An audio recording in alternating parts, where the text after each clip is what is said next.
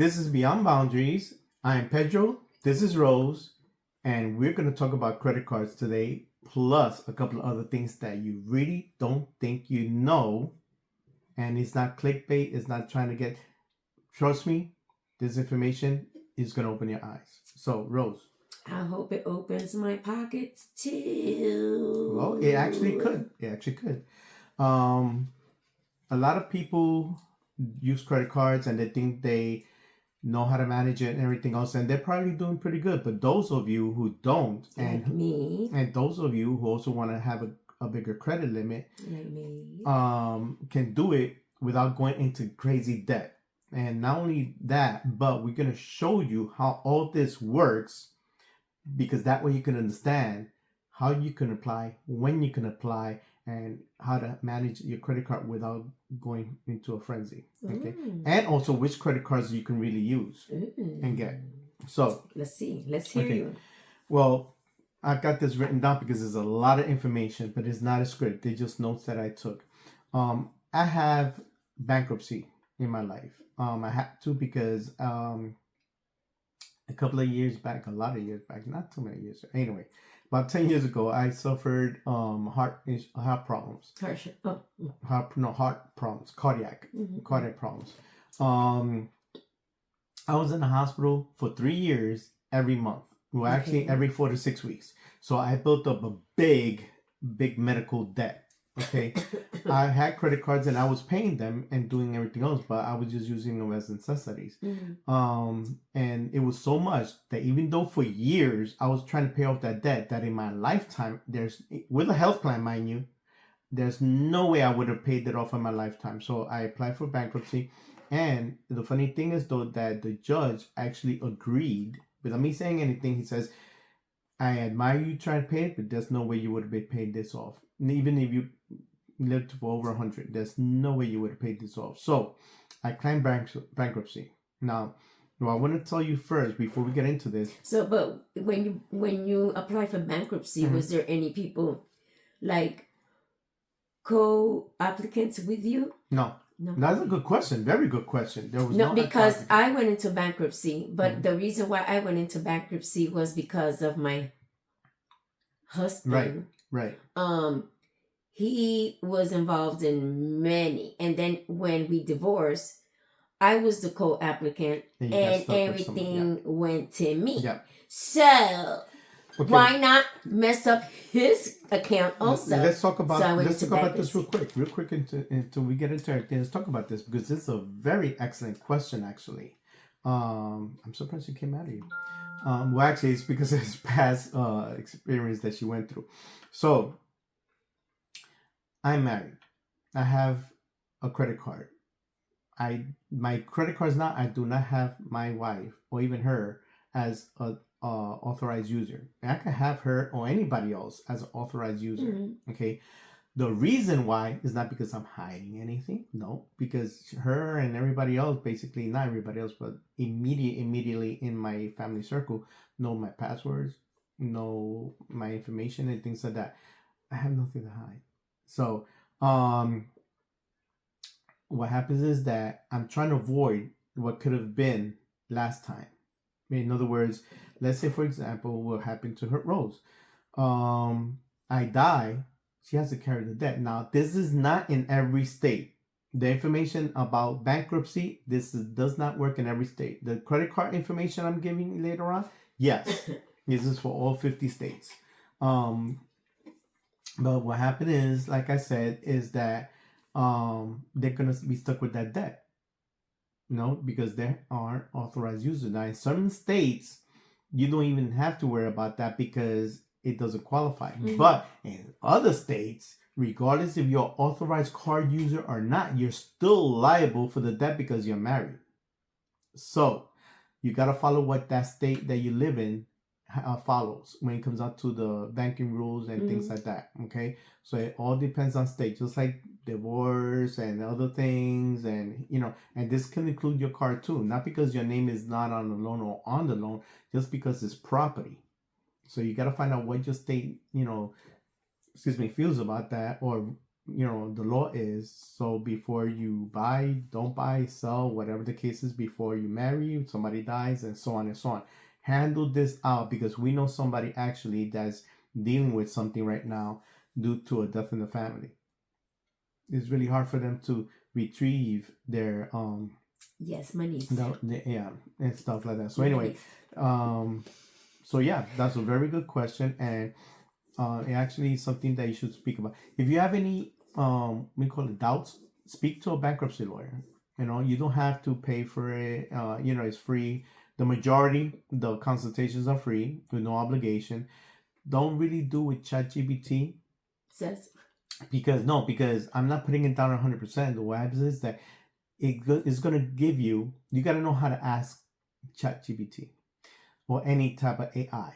You got to ask, because it's going to tell you what you want to know. So you got to be specific. In my state, in my city, so on and so on. I thought you put the volume down. That's not. Anyway, so what do you call it? So yeah, so let's get into it. Without further ado,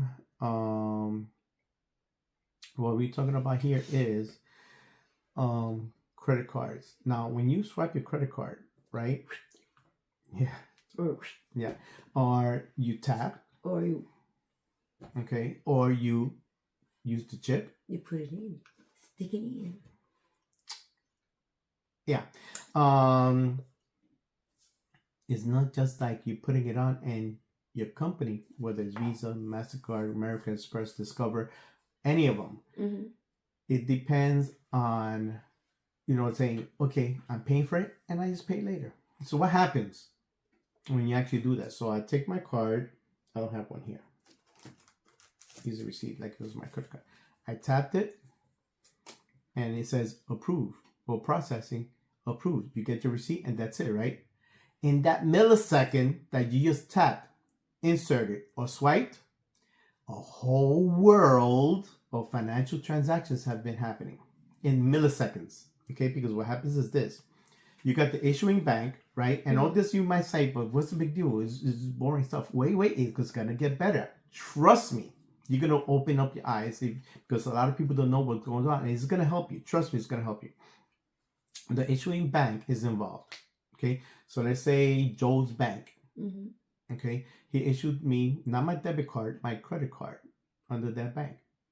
Okay, well, Joe's Bank was involved, right? Now he goes into a payment network. Mm-hmm. A payment network is like, okay, you're the merchant of the store and so on and so on, which is also the issuing bank basically, but it's separate, kind of like division or department. A payment network is flowing through that information, sending that information, and all this is literally in milliseconds. Okay, then it goes into the merchant processor that I just finished mentioning. Okay, from there it goes to the acquiring bank. Now, what do you call it? You figured, okay, that's it, no big deal. One credit card can actually be paying from 4 to even more companies for that one transaction, and for every transaction you have. You look a little lost. Yeah. Okay. Because there are different companies involved, and you can understand in a minute. Okay. So example, I have Capital One. Okay. Now I'm gonna go a little bit just so you understand, but not too much because later on I'm gonna elaborate. I got Capital One after my bankruptcy, but it wasn't immediate. It wasn't years. It took a little bit less than a year, a little bit over than a year. Why? Because I got 2 different cards for 2 different reasons, but I'll explain for that in a minute. So the merchant processor helps the credit card, the store card, or the other card, or whatever, the supermarket, accept the cards. That's how basically it works in short. So if I buy a sandwich, right, and there's basically a whole team involved just for that sandwich to be getting paid and processed. Okay, so a simple sandwich, a ham and cheese sandwich, is going to become a big deal. And again, it goes through a whole bunch of systems and things like that. And you're finding that, wait, you're extending this, you're making it long, just get to it. I am getting to it, and it's going to make sense as it goes along. Okay, so real quick, before I go into it, also there's a lot of financial people that do these things online and this and that. I'm not endorsing anybody. Nobody's endorsing me. This is all free information. You don't have to get nothing about it. And in fact, I'm gonna even try to offer you something free. There's no obligation to me at all. Okay. So let me see if I could get my hands on it. If anything, I will put the link. So when you tap the card, right? They basically, what happens is that the bank analyze instantly your location, your spending habits, the type of store, the amount, the device you're using, because you might be using your phone. Yeah, now it's a tap with your phone. I don't know if they're still using watches also. I think they do. Yeah, they do. I've seen people do things. Yeah. So and also your risk pattern. So the risk pattern is basically like, wait, did I buy too much or something like that? So the bank is stalking me. Is actually because it knows, is looking at my expenses, the way I spend. It's stalking you, but not in the creepy kind of way. Maybe stalking might not be the right word, but I'm not complaining about it because it is kind of stalking. Yeah. At least the way today I see it. Terms is stalking. Yeah. Well, anyway. So let's say, for example, your car is used 3 states away. That's kind of like fraud, and also keep an eye on you because they're like, wait a minute, that many credit cards or banks want you to let them know before you travel. Yeah, they do. They tell you, if you're traveling, you have to notify, and the time you're gonna go and the time you're coming back, so they know that car is being used at that state. Yep. Now, if you're not in the state, because I have seen it, and your card has been used, you're gonna get an alarming alert from your bank saying, are you in this state? Yep. I went through identity theft also a long time ago, about 20 years ago, and it was awful. But anyway, so the system is kind of like your bodyguard in a sense, it's trying to protect you and everything else. But again, all this information, that's why I'm saying when you swipe that card, that the interest is going to charge you that card, plus the merchant is also charging you for that fee that a lot of places don't, but a lot of places do. What happens is that everybody's getting paid in pennies basically, but you're talking about hundreds of thousands of people, millions actually, worldwide, if not billions, are making these people money, so anyway, let's get into the hidden truth about bank don't advertise. This kind of gets a little interesting. Good credit score is automatically you get approved, right? Nope. Okay, what was the question? If you have good credit, you will automatically get approved. No. It sounds kind of logical, because even though you have a good credit, they're looking at how many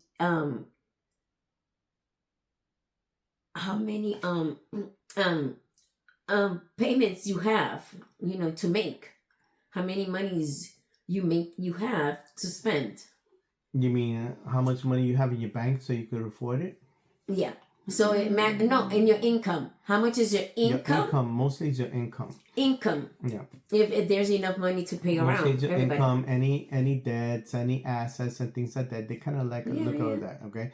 So they also want to see how often you apply, your balances, your recent inquiries, your account age, how old the account is. That's what account age is. Your debt, your spending behavior, and even patterns that look desperate. For example, let's say you at 3 o'clock in the morning and you're watching Home Shopping Network, HSN, and when that first came out, people were buying like crazy things and things like that. Now people do with Amazon and other things that make like TikTok. TikTok advertisements, stuff like that. So they say, okay, 3 o'clock in the morning, why he bought 3 70-inch Samsung TVs? Well, very true. 3 70-inch maybe it Samsung was TVs? A price that I could pay for. Or the credit card. Well, Black Friday and stuff like that, you might be right. But out of nowhere, when it's not even common, fraud alert happens. And even if they don't, fraud alert can happen too. Because I've gotten a fraud alert for being I've been home and It didn't know I'm home, and in fact, and somebody tried to use my card at a 7-Eleven 4 times until they finally were able to use it. They go from high to low. Finally, they tried it for $3 and it's like 60 cents or something like that. But the bank still alerted me because for whatever reason, it showed a pattern that is not used to or whatever it is. So I didn't have to pay for none of that, of course, So, one of the myths is that carrying a balance can help you score a credit card balance. It's true? Yes or no? If you have a balance in your credit card, yeah, like you owe something. Yeah. Let's say your credit limit is $500 and you owe $100 and you only paid $50. So carrying that other $50 helps you score. Yes or no? No. Why? I don't know. I just felt like saying no. Okay. Like, there's no need to carry a debt. If I use my credit card, I pay, let's say I use $250. I'm paying $250. Exactly. I think that's what it's supposed to be. It's like, yes or no? It's supposed to like, okay, oh wait, I want this, but I don't have the money now. Let me pay for it. So bang, I swipe that card for $50. And next month, if you have the $50, pay it complete. You said something that caught my attention. If you have the $50, now the thing is this, you got to be careful how you use a credit card, because if you overspend and you cannot manage it, then that one expense, that transaction, is going to last you a couple of months. So because then the interest will keep adding. But it's okay to have the balance, in a sense, just not an excessive balance. And if you can actually pay it off in that shot, even before your statement comes in, you could do that. Pay it off, because you figure, but wait a minute, the banks is gonna take away my limit because I'm paying it off and I'm not paying them interest. No, it shows actually good behavior that you're responsible. Go ahead. But even though we have good behavior, or we think we do, it's $50 is $50.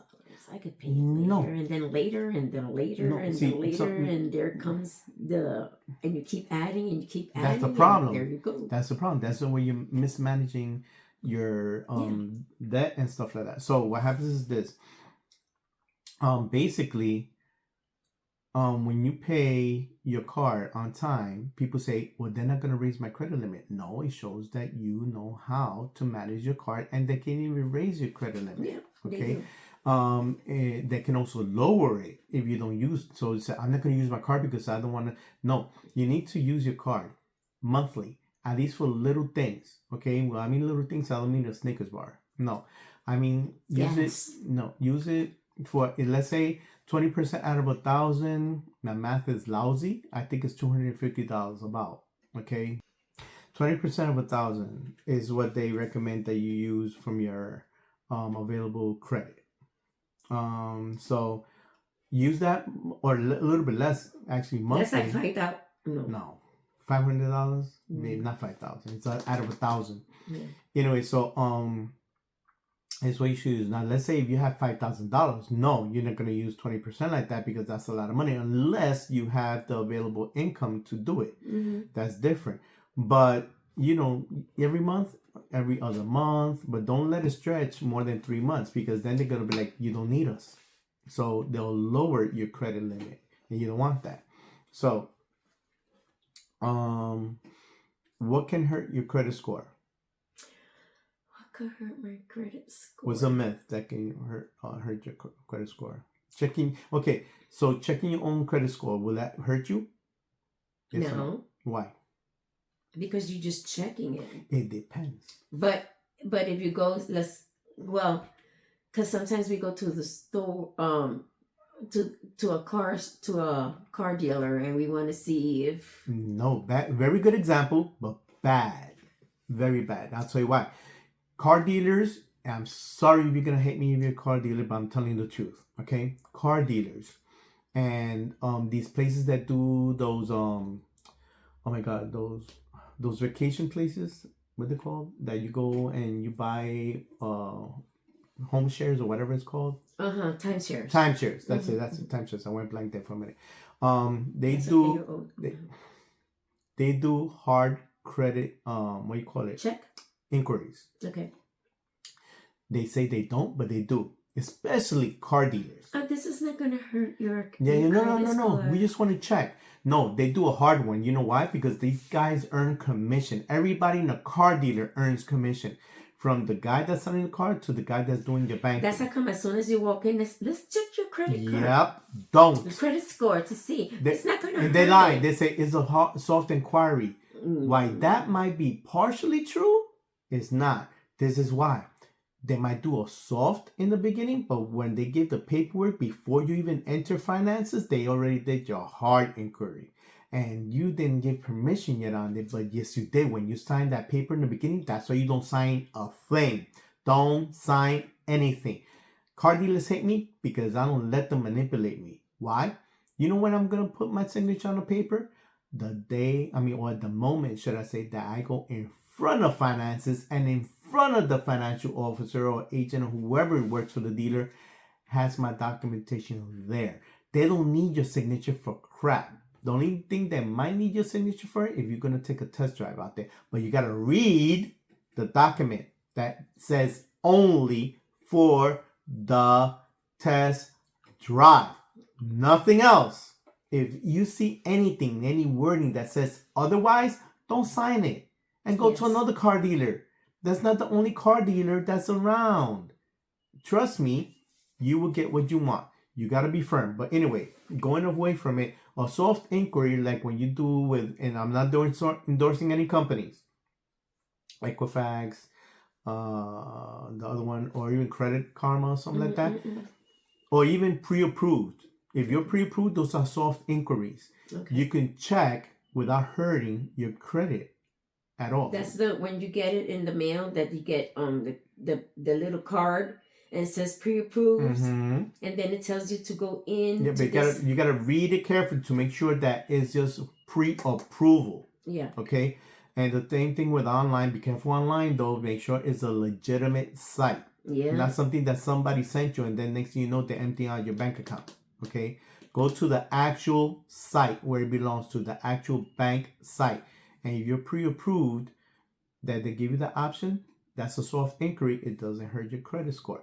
Now, once you go for it, says, do you want to accept it? Now it goes into a hard inquiry because they're going to say, okay, he's serious about it.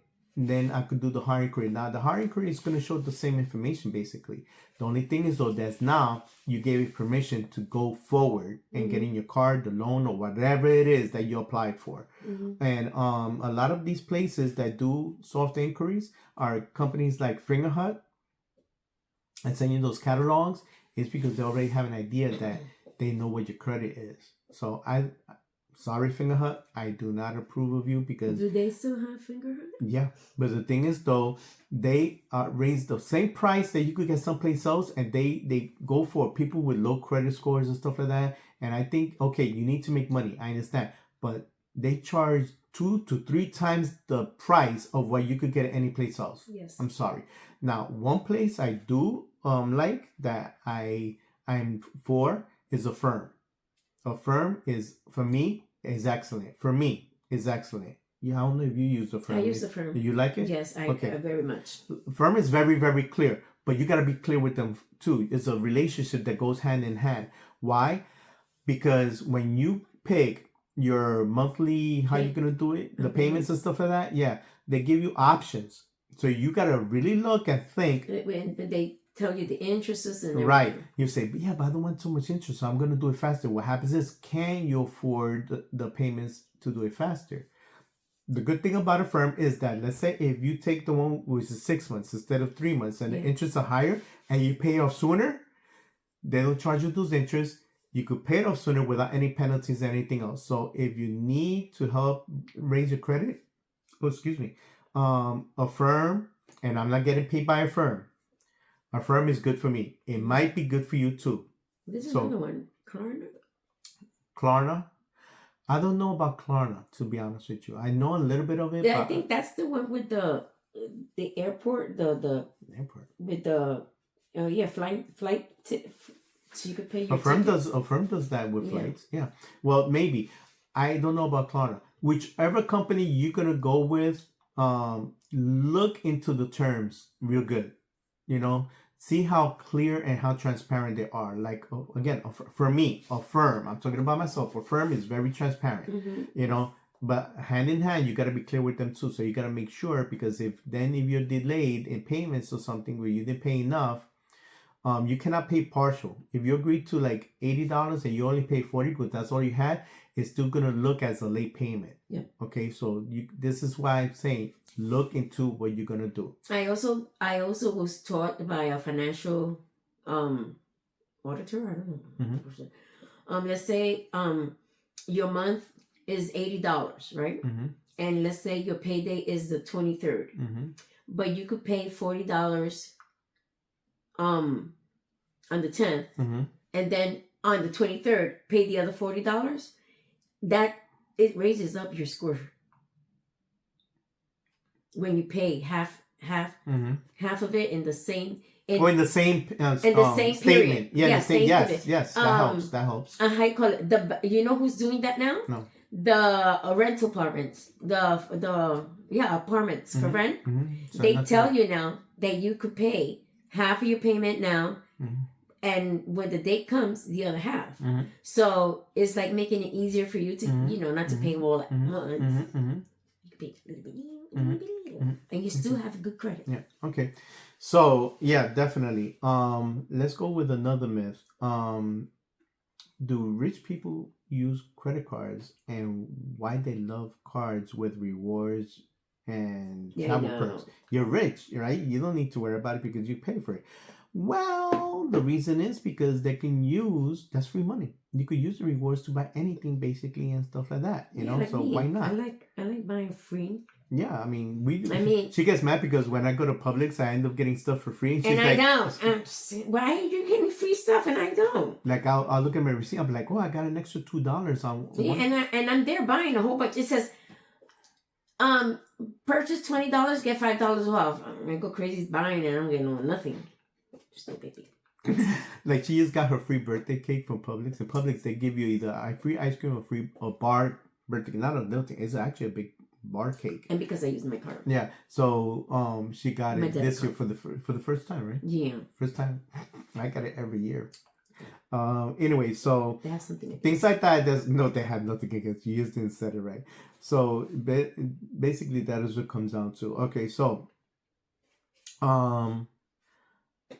before we go into part 2. So why do rich people like having banks? I just said it because the rewards, free money is rewards and even though they have the money to buy it. Why? Wait, only because you're wealthy doesn't mean that you still can't save money. A proper person that's wealthy does know how to live. But why you want free? Why not? You have the money. So that's the bad thing. People think, oh, I have the money, let me just spend it. Keep spending that little by little, and it's like taking a bucket full of water with a little hole, and that drop keeps going. Yep. And then next thing you know, that bucket is less than halfway water, and then you messed up for the rest of your living lives or whatever time you have left in this earth. So, but basically, that's a good thing that you show, because that's thinking that way is bad financial responsibility. Okay, so. Anyway, let's go back into how banks kind of internally track, because it sounds like we're going off, but we're not. Again, you'll understand as it goes on. Banks may internally track risk behavior, unusual spending, too many applications, or patterns linked to defaults. Okay, so what is too many applications that you might be filling out? What do you consider too many applications? For the stores, no, for credit cards. Yeah. Let's include loans on that too, but yeah. The store credit cards. Hi, would you like to apply for this card? Like in Burlington. Okay. Hi, would you like to apply for this card? Okay. You go to a Walmart. Hi, would you like to go? And you go to and you have a card for every store you go to. And that's not good. I'll tell you why. I myself, I used to have a Best Buy bank card. I got rid of it due to my bankruptcy. Okay, but will I get a store card again? No. Why? Very good question. Why am I gonna need a store card when I can only use it in that store card, when I could have my credit card that I can use anywhere and buy the same thing. Oh, because I'm getting an extra 20% off? No, that's not worth it for me. Because that 20% off is going to be applied into the interest. So in other words, applying for these store cards is a waste of time. A waste of time. Just use your MasterCard, Visa, or Discover card and pay it rather than have one for each store. Think about it.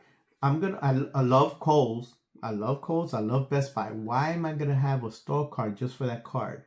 Mm-hmm. How much in Kohl's? Yeah, I can see you buying clothes and other things there because basically clothes is what they sell. Well, I have one for Rooms to Go. That's different, right? Because yes and no. That's a bigger okay. amount. Yes and no. Yes and no. Yes and no. It's different, but it's still a store card. So how much furniture are you gonna be buying every year? Just one.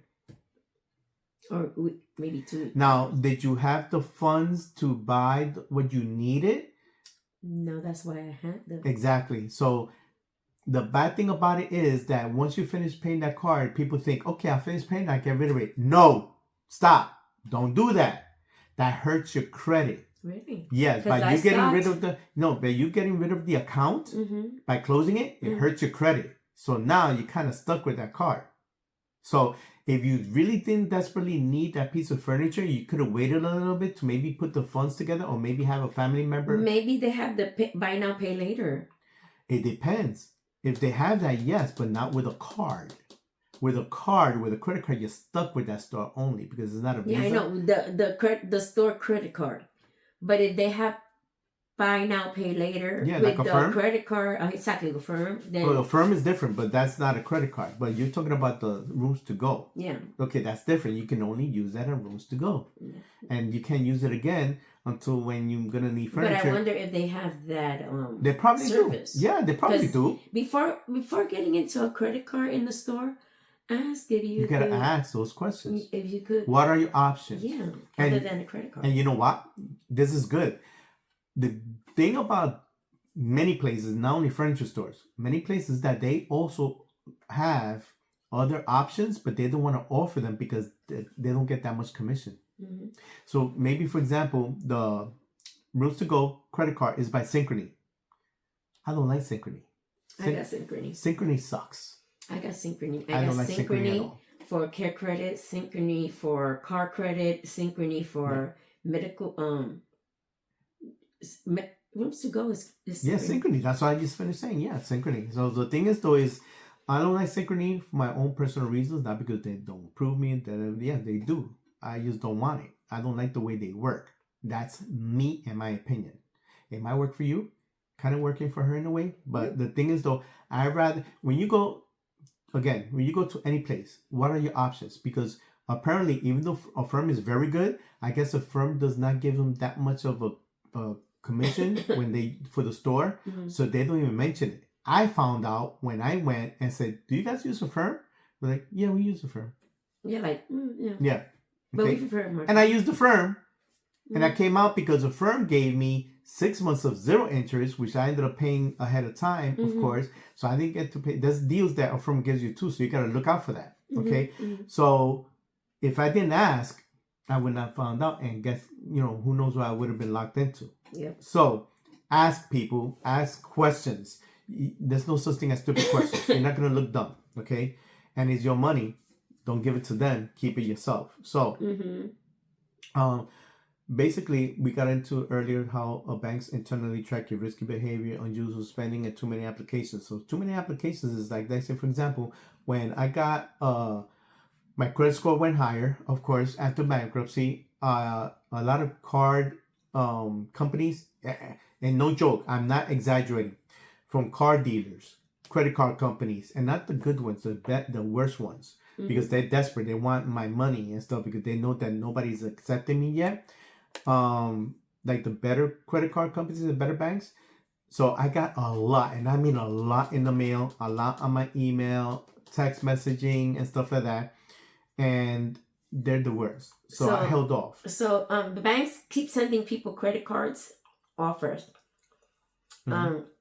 I just found out that the banks make a lot of money through interest fees and transactions. Yeah, of course. Yeah, of course. So the more people who sign up and use the cards, the more money the banks can make. Yes, okay, but this it's not only the banks. Right? Remember, there's a whole bunch of companies that are making money out of this. So anyway,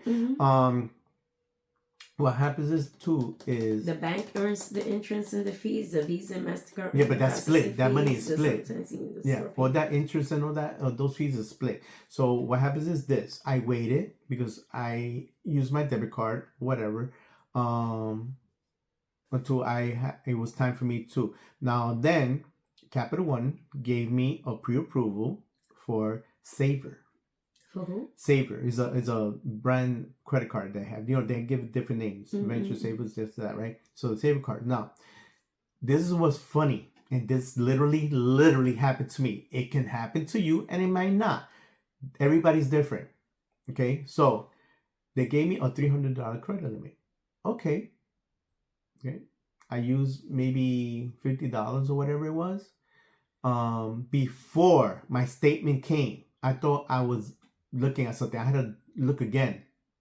Right? Before my statement came and I was gonna make the payment, it went from $300 to $2,000 without even making the first payment. Because you used $50. You purchased $50. It was because they saw that they approved me for $300, but they kept looking at my behavior, my unusual spending, and it wasn't that. Even with my debit card, they're looking at that, even though I didn't have to report it. Remember, your social security number is everything.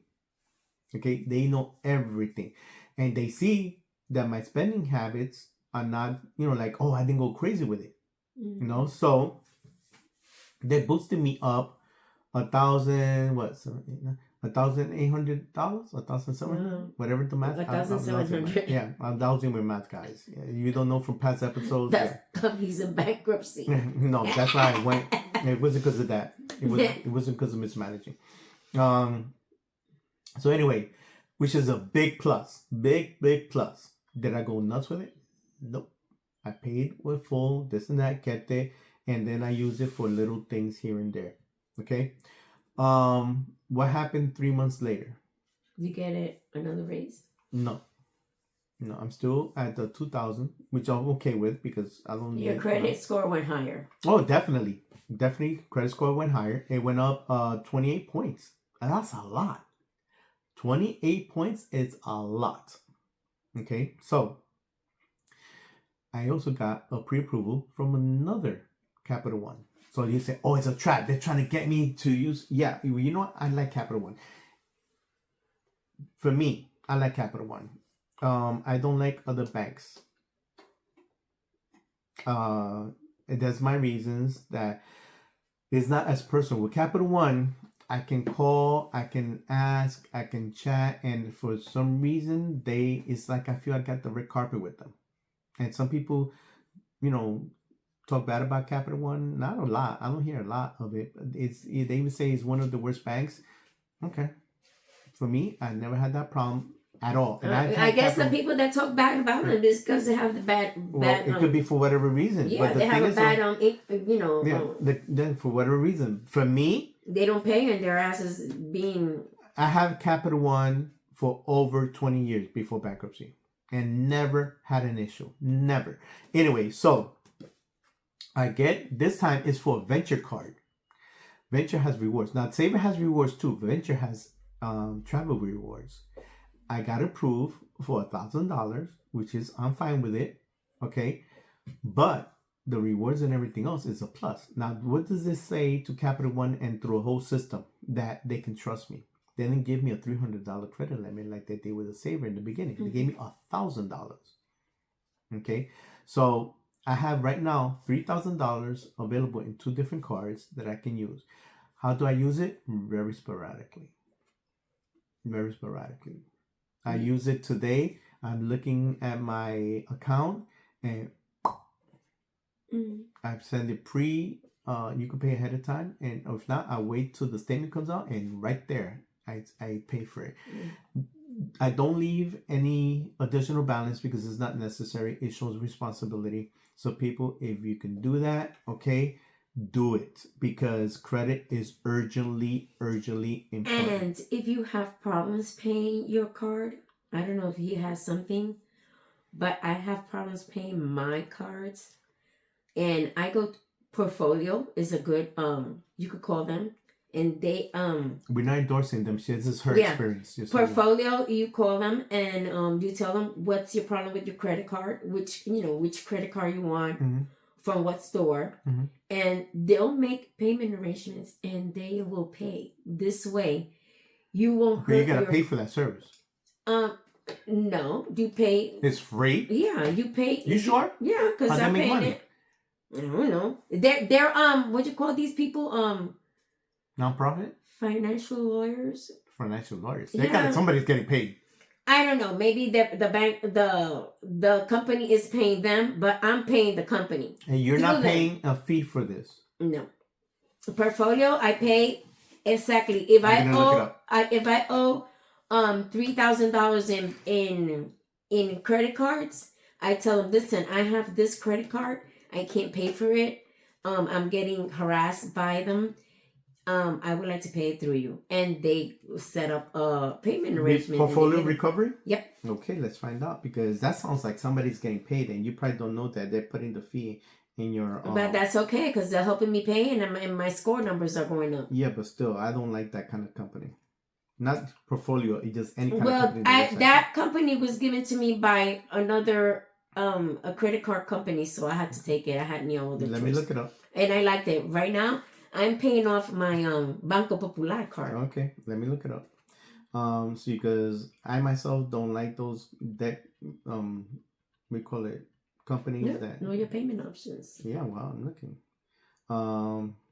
Okay, so since not to take away from this episode, okay, I'm gonna put the information on the link. I mean, and on the description, but also on the screen. So, this is it for us today. Well, not for today. For part one.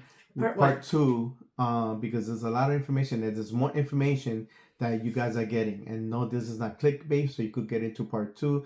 Really, this information, when you put it together, and take notes. I want you to take notes. Okay. Because it's going to open up your eyes in many things. Okay? I have one question before we end. Yeah. Is cash disappearing? What do you mean is the cash disappearing from our wallets? You mean actual paper? I think little by little it has been since when we call it, not because of cryptocurrency, and that's another episode we're gonna get into, because I want to know about cryptocurrency. I know nothing about cryptocurrency, and we get attacked by it. Yeah, but you should go into. But before anything, I think little by little, because when was the last time you carried cash? I know your mother. Mom carries cash. I don't carry cash. I had to carry cash. Yeah, I carry cash. It's gone. No, I had to carry cash when my card was we call it lost, and no, it wasn't lost. I'm sorry, I misspoke. The fraud, the fraud. Yeah, when they try to use it and stuff like that, so they said we're gonna issue you another one. So I had to go to the bank and carry some cash on me. But I don't carry cash. There's no need for it. It's accepted anywhere, the cards and stuff like that. But there's some places that still want cash. Yeah. And I was going to mention that. Like, we used to go to this pizza place. Not anymore. Because if you use your card, your credit card, or your debit card, or whatever card. Check this out. They want to charge me $7, regardless of the amount, because I use my credit card or my debit card. No, you lost faithful customers. That's another thing you need to watch when you're going to pay with your card. Yeah. Because they'll charge you. Fee. Yeah, the transaction fee now is high. Because they're not going to pay it. I suggest if you're going to go to this, if you're going to go out to eat, right? Ask about the go to the bank. I don't know. No, well, if you don't know, carry cash with you. Carry cash with you. Because you don't have to pay any transaction fee. So anyway, guys, let's get into it and to the next episode. And thank you for watching. We appreciate it. Of course, comment, subscribe, share, and God bless. We take care. We see you in a couple of minutes. See you, lovies. Bye. You didn't ring the bell. Oh, wait. My bell. Is that we're talking about cash? No, we're talking about part 2 also. That numbs my mind. That subscribe. Okay, yeah. Yeah. We will never be the same. Looking back at the past, all the lessons that I learned every fall.